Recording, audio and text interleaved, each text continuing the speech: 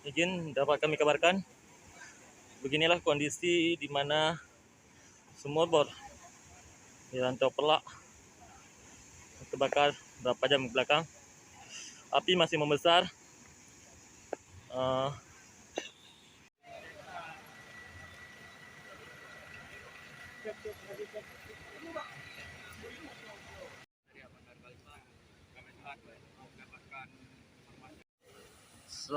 Selamat malam menjelang pagi pemirsa dimanapun Anda berada.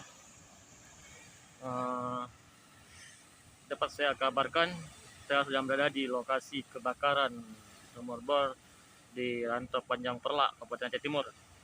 Kondisinya api masih membesar setinggi pohon kelapa di sini.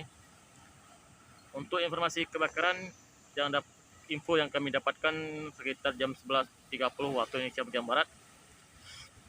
Kami bersama tim terus langsung menuju lokasi kebakaran.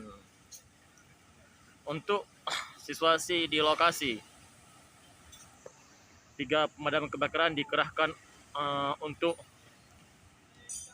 memadamkan api dan untuk mendinginkan suasana rumah-rumah masyarakat di sekitar agar tidak menimbulkan kebakaran yang besar.